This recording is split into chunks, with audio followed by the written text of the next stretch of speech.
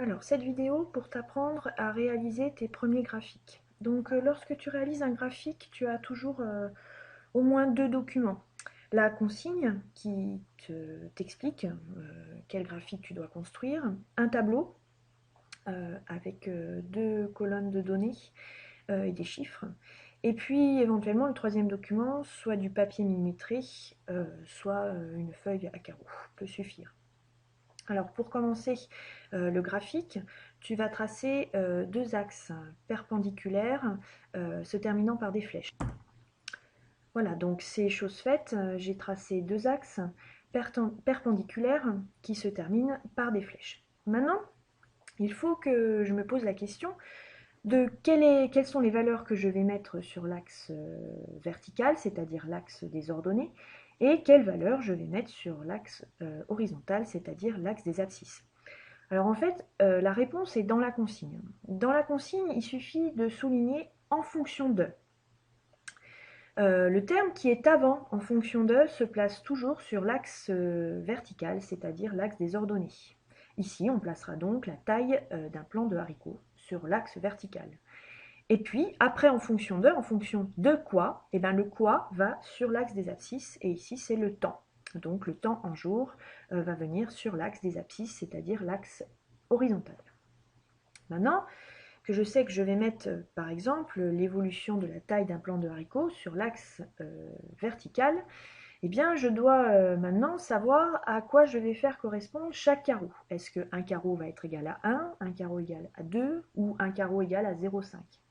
Alors ici, la valeur la plus grande pour la taille du plant de haricot, c'est 6,8. Donc il faudrait que j'ai au minimum 7 carreaux pour faire tenir 6,8. Alors là, j'ai de la chance.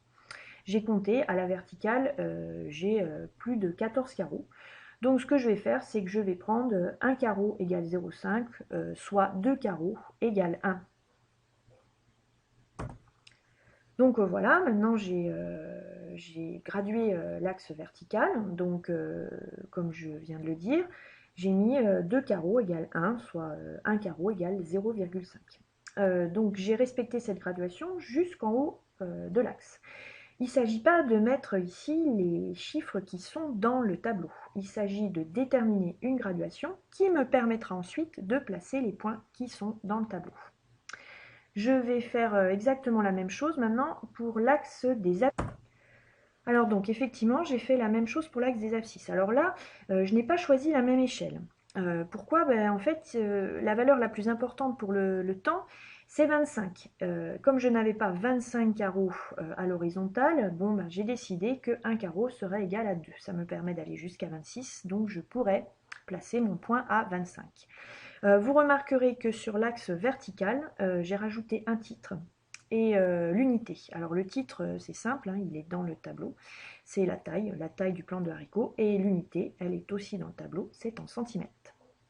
Maintenant, je vais faire de même pour l'axe horizontal, je vais rajouter le titre et l'échelle. Donc voilà, c'est chose faite, j'ai rajouté le titre, donc sur l'axe horizontal, comme je vous l'ai dit tout à l'heure, c'est le temps et l'unité, c'est en jours. Maintenant, il va falloir que je place les points, c'est-à-dire les couples de points.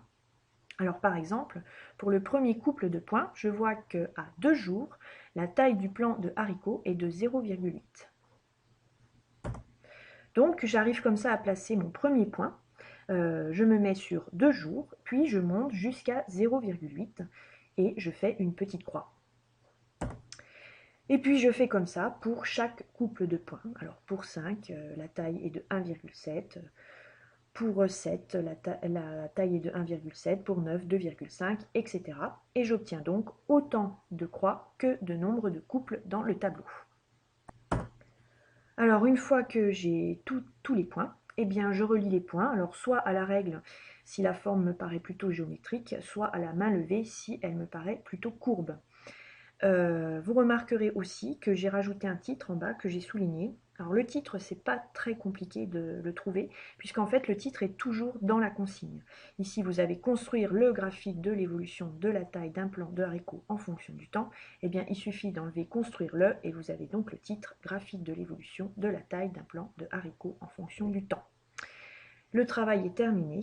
Je vérifie que j'ai gradué mes axes régulièrement, que j'ai mis des titres aux axes et des unités, que j'ai relié les points et que j'ai mis un titre.